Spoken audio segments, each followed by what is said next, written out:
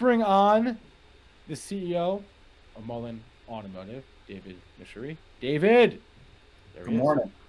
Good morning. And I know it's early for you, so thank you so much for joining us at like 8 in the morning. Absolutely. Okay, David, I just spent the last few minutes listening to questions from the chat, and we have a lot of them, and we're not going to get to all of them, so let's just move quick. The first thing I want to start off with, the news from, what was it, Tuesday or Wednesday of this week, a couple of days ago now, the update about the battery technology. Explain that and what that means.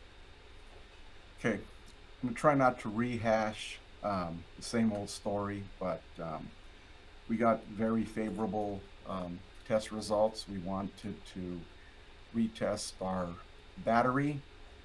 We hired one of the most reputable groups in the United States. They tested our solid-state polymer battery, and it exceeded our rated amperage and voltage as stated previously in previous reports and releases.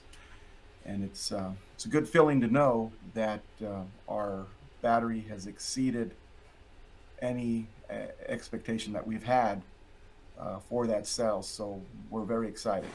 So what does this mean going forward, though, for the actual technology here? Well, it means we can start to scale it, and that's exactly what we're doing. We announced not too long ago that we're going to take it to the vehicle pack level, and we're doing that. All right, David, one of the most frequently asked questions in the chat this morning, in my DMs last night, somebody may have emailed me, ask about Fortune 500. Now, when you were on with me, I think it was actually March. It may have been about 2 months ago, 2.5 months ago. You did say you had that order from a Fortune 500 company. What else can you say? Because when I asked you to elaborate, you were very coy about it. But what else can you say about that order? Can you say who it's from? Can you say how big it is? Can you say when it's for? Well, as I stated in our previous conversation, it's a pilot program, and I can say that we initiated that program, meaning we made the delivery on May 12th, and the customer has put the van into its pilot program, and the customer has reported to us that they are pleased with the performance to date, and we expect to share details of the pilot program with our investors in the coming weeks. So we're pretty excited about it. So everything's moving along exactly as planned. I didn't expect that answer. I'll be honest with you. But we are going to find out one of these days or one of these weeks who this company, this mystery company, is and what the nature of their order is. Absolutely. We're actually working on the PR with them as we speak. All right.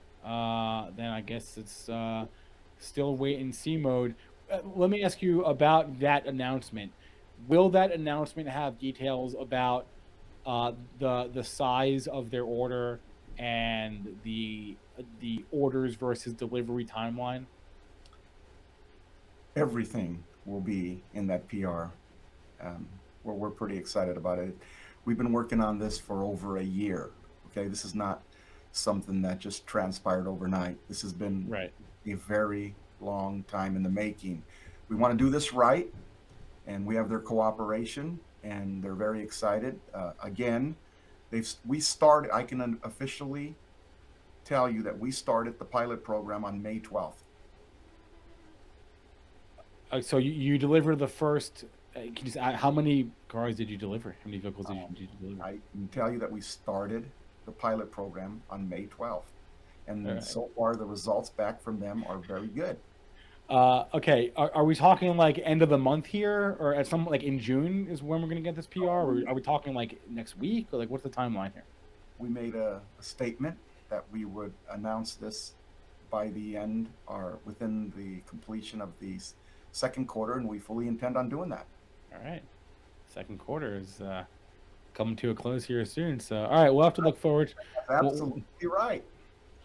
Yeah, I too can read a calendar, David. All right.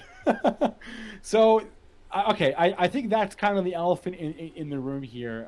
So I guess we're just gonna have to wait and see about that. What about? Are there any other orders you can talk about like for the van for Q2? We had a lot of questions about that. I can. I do want to add one thing that I think is very important. A couple of very substantive things that have happened recently because of our amazing test results on the battery.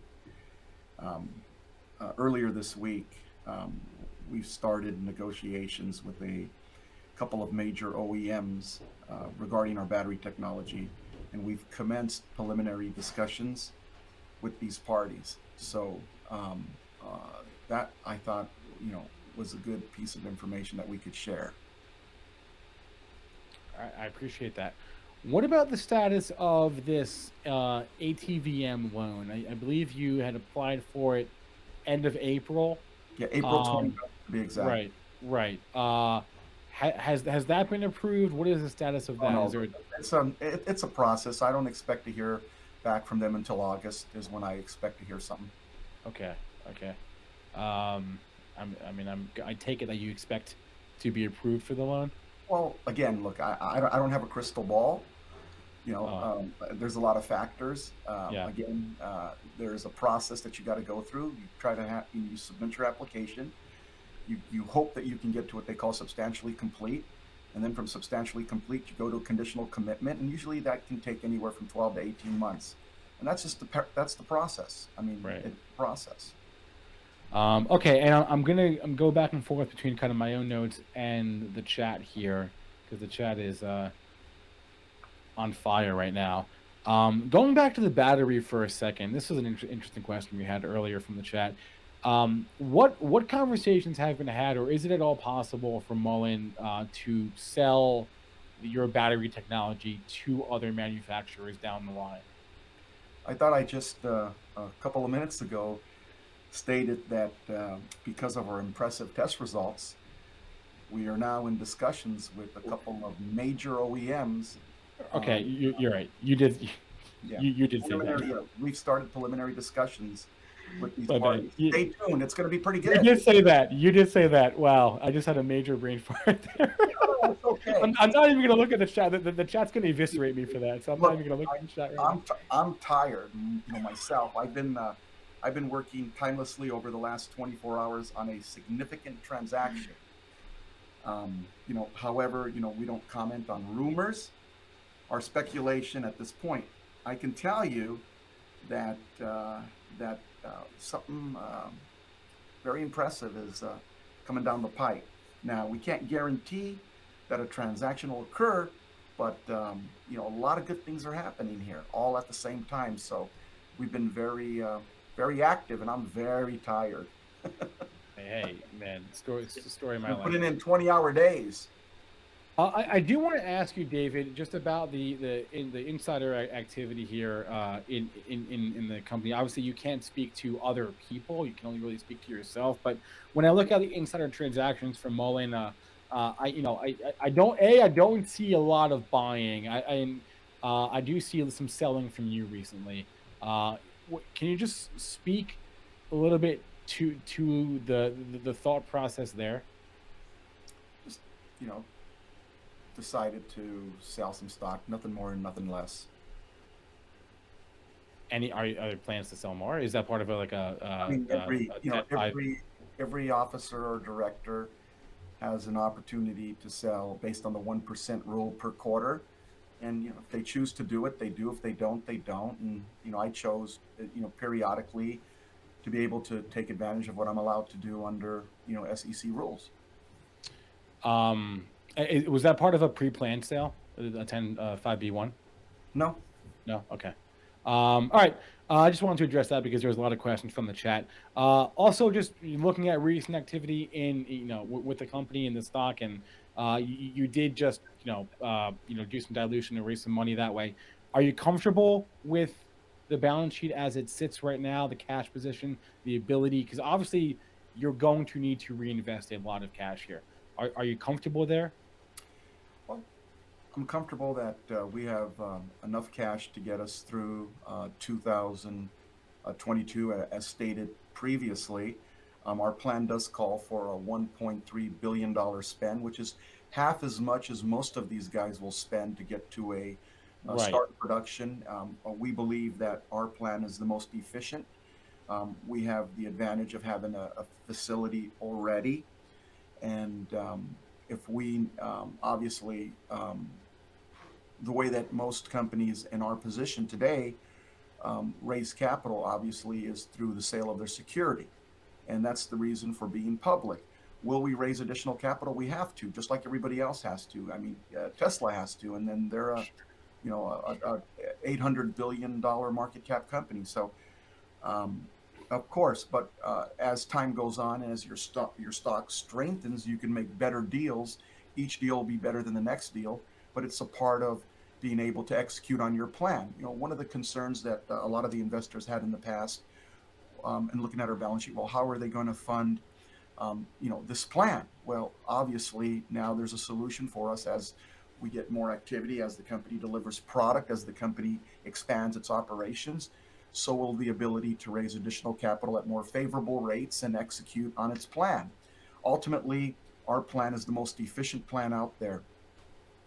How do you explain to the outsider here, like, how your ability to spend at such a reduced rate compared to the QuantumScapes and the other EV manufacturers of the world? Like, how really is that possible for you just to spend a fraction of what everyone else is spending? Well, it's been like that for us from the inception of this company, meaning you can only spend what you have. So you try to be, Well, frugal. We pride ourselves in being fiscally responsible. We don't overspend. Everyone here does multiple tasks. We have top-rated people that that come from startup backgrounds, like John Taylor, who's and one of the guys that one of the first 50 guys that came over from Detroit with Elon Musk to Fremont and built the entire architecture for Fremont as well as the architecture for the Model S. And these guys had to be efficient. They had a small little crew, and look at what they were able to accomplish. So one of the things you learn is you learn to be fiscally responsible. You don't waste money, and you stretch every dollar, not a mile, you stretch it 100 miles. You try to maximize as much efficiency as you can possibly. Also, that includes how you approach your build and your spend. So from yeah. our perspective, it doesn't matter if we had $100 billion or if we had $100 million. We're going to take the same attitude and we're going to be fiscally responsible. I like what you said before. You can only spend what you have, which is true. Okay, so I'm going back to my list here. I have so many. My notes are all over the place, man. So again, I apologize for sort of jumping around here. There was a few questions in the chat still that I wanted to get to. One of them I thought was very interesting. I did not plan to ask you this. Is not a question I really would have thought to ask you, but I thought it was more of a meta question. And the question was, how do you view your investors? Well, in other words, like, what does it mean to you for someone else to invest in Mullen and to own Mullen stock? Well, there's no mystery that we're highly held by the retail community out there. I think we're in the top four of retail held stocks out there. So yeah, their opinion matters. I periodically look to see what these retail investors look at, what they want to see, and we try to address as much as we can within the confinements of the law. Again, there's insider rules, there's information rules, there's things that obviously as a CEO of a publicly traded company, you have to be careful. And in instances where maybe something was not portrayed correctly by a third party and you would love to jump in there and address it, sometimes you can't because you don't want to subject yourself to any potential SEC violations. So you got to learn to, some people find it very difficult to do, but you got to sometimes button that mouth. So Yeah. and you don't want to create a situation for you and your shareholders. The idea here is to build value for our shareholders, to get out there and spend efficiently, execute on the plan, deliver when you say you're going to deliver, and hope that the market rewards you by showing value and the appreciation of your market cap and your volume and your stock price. And these are the things of being a public company that you have to shoot for.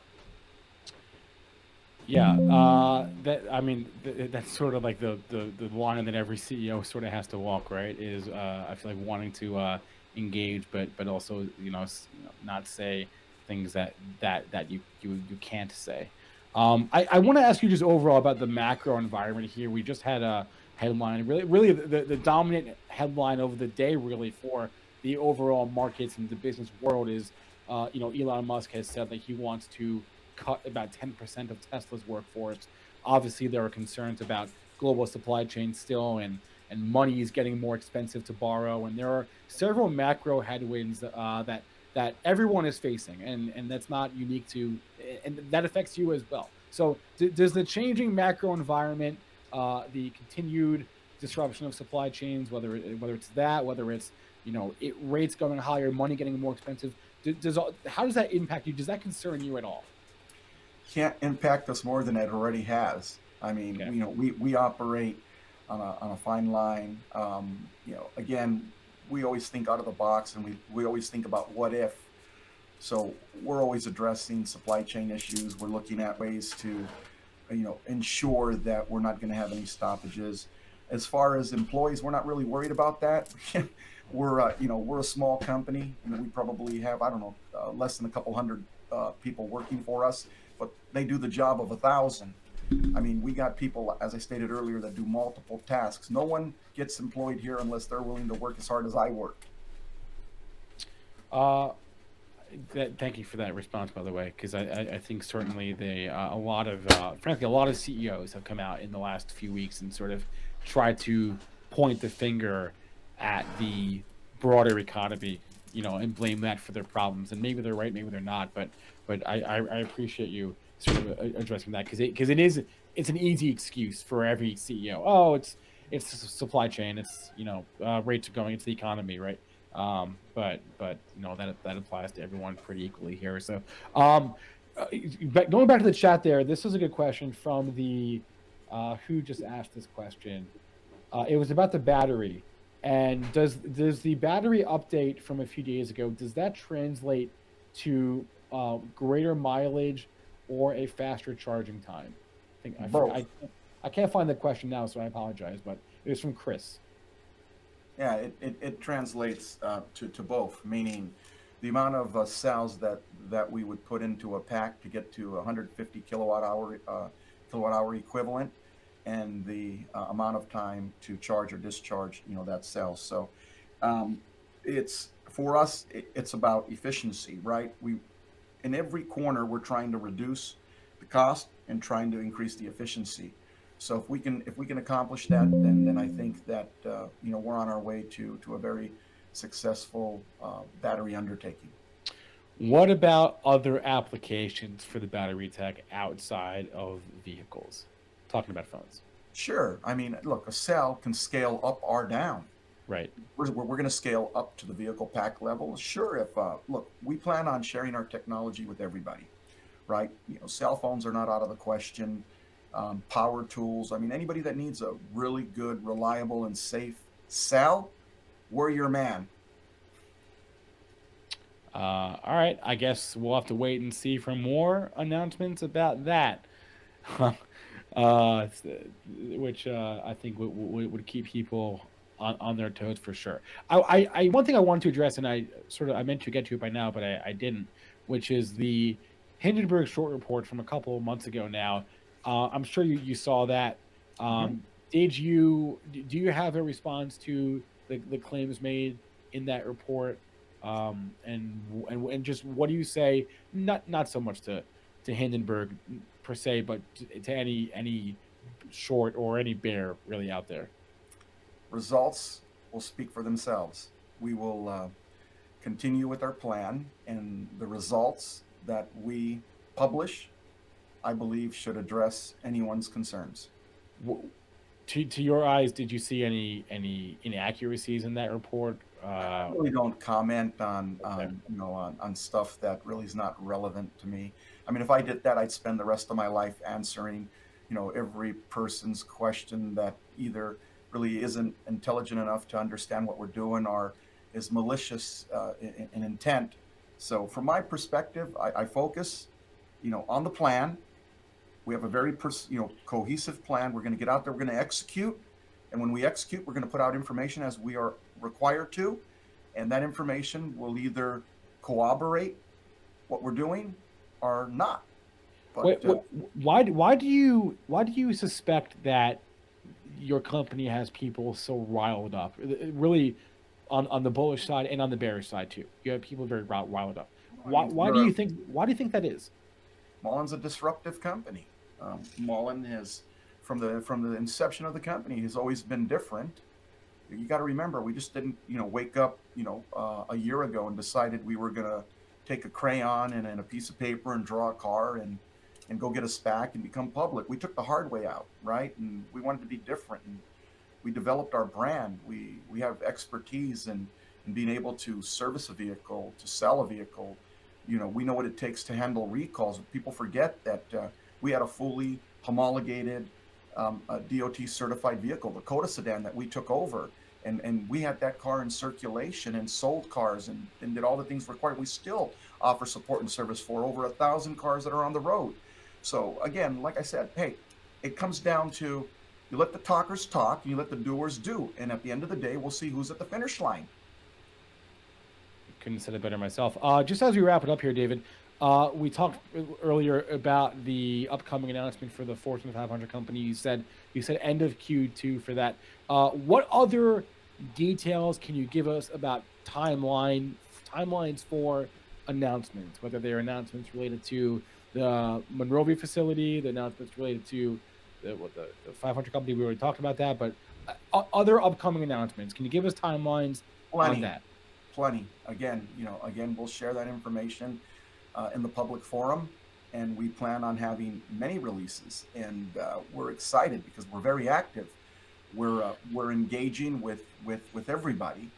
And recently, again, as I've stated earlier, a couple of pretty big OEMs are very impressed with our battery results. So much so, I'm talking at the CEO level at some of these OEMs that want to sit down and talk about doing deals. So we're open to it. Listen, as I stated earlier, we're willing to share the technology. I want to be like Bluetooth, license it to everybody. I would presume that the sales cycles at these OEMs is like a years long thing. Is that in other words, it will probably be a while. I wouldn't say that. I wouldn't say that. I would say that in the conversations, again, I've been working feverishly on this, and along with a major transaction that is happening all at the same time. I mean, there's so much stuff going on. When I told you I'm working 20-hour days, I'm working 20-hour days. So a lot of good stuff happening, more so than ever in the history of this company. And I think you're looking at a what's the term? I like sports, and I always like to use comparisons to sports. And one of the things that stuck with me was the Washington Nationals, a baseball team that went into the playoffs. Really, nobody knew who they were. I mean, they knew who they were, but no one had any expectations of anything. And these guys systematically went to the World Series and won the World Series and had everybody's head spinning, wondering how the hell did they do this? Well, I like to think we're that guy. You got to remember where we started. We came out, small market cap. People really didn't say much about us, kind of ignored us, and we systematically have progressed forward. And in a short window, we're now larger than some of the guys that had market caps in the $2 and $3 billion, $2 and $3 billion market cap range. And now these guys are down in the $300 and $400 million range. And look at us, right? We're, again, I'm not trying to put anybody down. I'm just telling you, it's not where you start, it's where you finish. And we plan on being at that finish line. We'll see who else can join us there. All right, David Michery, the CEO of Mullen Automotive. I'm not even going to give you guys the ticker. It's on the screen, but you all know the ticker, right? So, David, I appreciate you waking up early with us, and have a great rest of your day. Have a great weekend, and good luck. Well, thank you. And I'm looking forward to seeing these announcements soon. We'll be back again with you. I promise. Okay. All right. Have a good one. You too. Thank you.